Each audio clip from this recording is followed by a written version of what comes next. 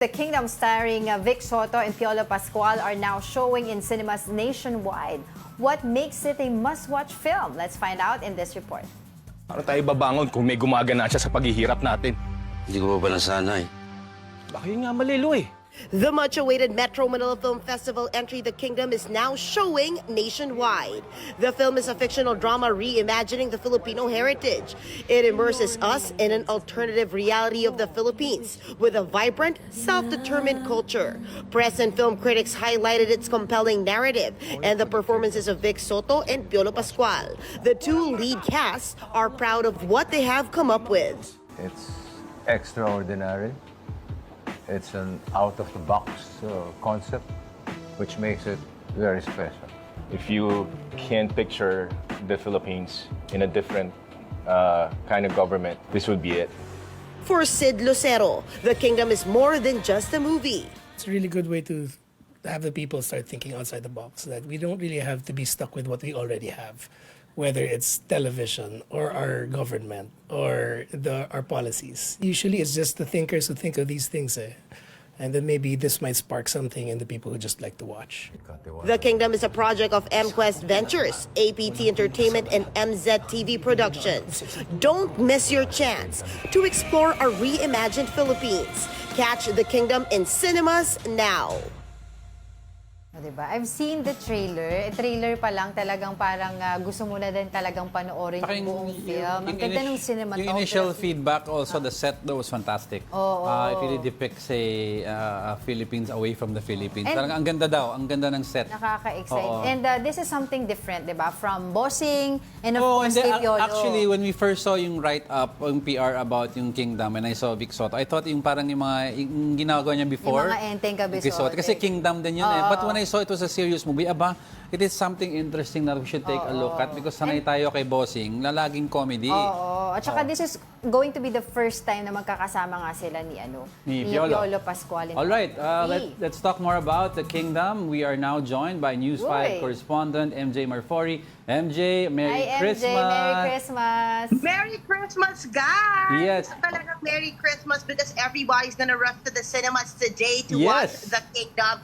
And you know what's really good about it is this legacy project of Vic Sotto, as what he calls it, is something that is really for nation building. It's not just a project that he wants to story tell. It's something that would really make you think, what if we were really never colonized, right? Angela, like Diego. Yeah. I mean, just hearing it, I was there at the story conference of the film earlier this year, and it really gave me goosebumps just because, you know, I always go outside the country and think, what if we were like this?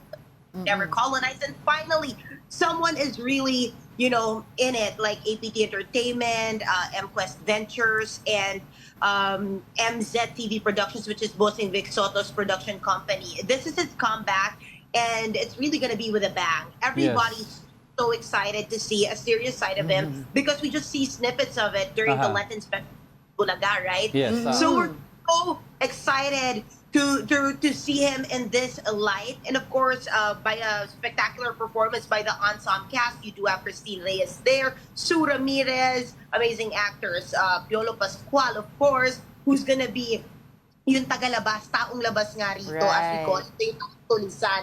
Also, of course, Sid Lucero bringing in a fantastic you know, roundup to the lineup of the cast of The Kingdom. They built the world from ground up. You have also special participation by Isa Casado, as what they're seeing on the television screens right now. I mean, this is really a very ambitious project, and we're just so happy that three of the biggest producers in the country today are joining forces for the Philippine cinema, and this is the 50th year of the Metro Manila Film Festival. Yun. Yun naman, can you tell us more about what the press and the critics say about the film, MJ? Well, the press and the critics, they are focusing on, we have spoken to a few. Well, konti pa lang din naman talaga yung nakakanood, nakakapanood. But they're very hopeful about the reimagined Philippines. We did see Alwin Ignacio's post about that. Filbert D.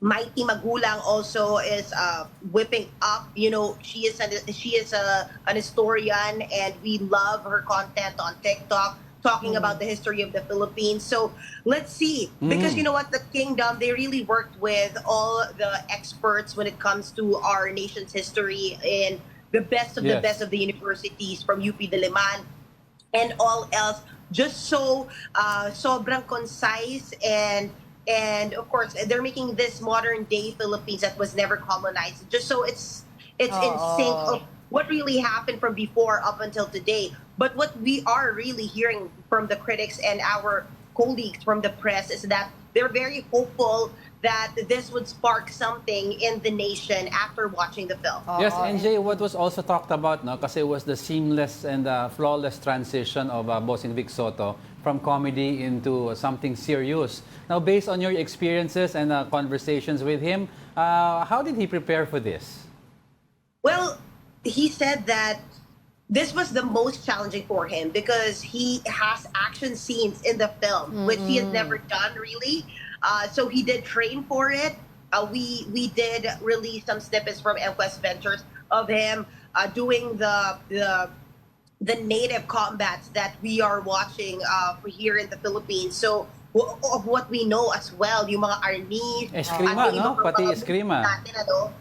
Yes, also, syempre si Piolo Pascual, sanay na siya sa ganyan. So, sinabayan niya ni Bossing, nag-joke pa nga si Bossing eh. Next time naman daw si Piolo naman daw at tatapak sumundo ni Bossing ng comedy. That was pwede the rin. conversation that I had with them. But going back to this seamless transition, we do see him in Itbulaga Lenten specials. And really, right, everyone loves him doing drama, and this is a full-length film for us to enjoy. I was wondering, MJ, if you can share some insider info, especially yung sa making nitong Kingdom. God bless you. Thank you. Sorry, It's fine. Allergy ako. It's the season. Pardon me, Angela. Can you repeat the question? Yeah, sabi ko, if you can share with us some insider info, especially doon sa mga, yung making of Kingdom. Baka may chismis si Oo, MJ. baka meron ka dyan na mabigay sa amin. Yes, madami naman. Basically, they built the... Wait, sorry, natahatching ako, Mark! My God! It's fine. May gamot ako, MJ, may gamot ako dito. Patawarin niyo ako.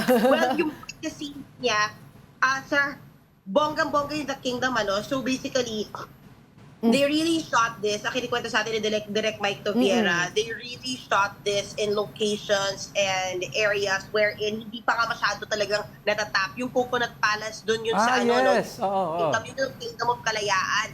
May mga eksena na shoot doon. Kay Papa P talagang, syempre, of course, we did go to some rural areas na talagang talagang apt for the roles and the scenes. Pero yung pinakamaganda nga rito, yung mga behind the scenes niya is pati yung alibata. Alam nyo ba na kung hindi tayo nasakop, sun worshippers pala tayo. Yung pala yung mga pinaniniwalaan natin. So parang as we go along the behind the scenes of this and watching this film, we learn more about ourselves, diba? How can we be better? And for you, MJ, siguro ano yung pinaka-selling point nitong movie na to? Bakit ba dapat to unahin ng ating mga kababayan sa panood ng kasama nga dito sa Metro Manila Film Festival? Well, from light to deep, diba? The lightest would be that's Bossing Vic Sotto and Piolo Pascual. Diyan, di ba? Siyempre sa Takilya, mapapanood natin ang tampalan nila first time ever with a powerhouse cast, powerhouse production. But also, yung pinaka talagang bongga dyan is because the story is the selling point. The content, the meaning behind the film is what really is the reason bakit natin to kailangan unahin. It is for the family. Alam mo, pag pinag-usapan mo to, it is a film that after you go inside the cinema would leave you having more conversations with the people you're with, saying that, yeah, what if, di ba? What can we do to make the place a better country? What can we do, di ba? Kasi puro nire-imagine na tayo di ba? Tinuruan na tayo. Parang talagang nag-i-inject na siya. More than the drama, the family drama of this. Diba? It teaches you so many things about yourself, and you want to leave the cinema inspired. And that's what The Kingdom is gonna give you. No, based on the trailers that we are seeing right now, MJ, na talagang napakalaking production nito, do you think based on your conversations with them, with the cast and crew, mga ilang buwan nila pinaghandaan tong movie na to? Ilang buwan nila to shoot? Oh, this is years in the making. Ay, Yung storya years. na to. It's years in the making with APT Entertainment, direct Mike Toviera. He has to really, before pandemic pa naisip niya to, and then he threw in the idea to our MQuest boss, of course, girl boss, President and CEO Jane Right. Basas, and alam mo naman yung mata ng ating boss pagdating sa mga storya na ganito, di ba? Right. And they only had Piolo, Pascual, and Vic Sotto in mind. Kung hindi mag-oo yung dalawang yon, hindi matutuloy yung pamilya na to.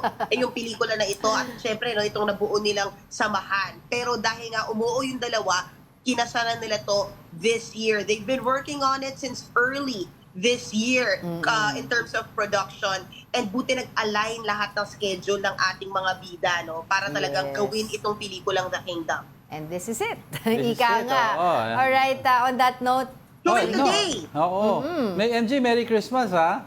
oo. Merry Christmas! Yung pamasko ko, guys. Oh, sorry Abangan kung, mo. sorry Sa kung labi ba? naistorbo ka namin sa gitna ng Christmas celebration, but you can go back to Hindi, actually, eating. hindi nagkatrabaho ako, guys. Kasi unang araw ng MMFF. Ayun Talaga hindi nga. tayo susuko. Iikot tayo ng mga sinihan. Tama, laban Alright, lang. yan. sige. Laban. Kaya ka bumabahing na ako. Oo. Di ba?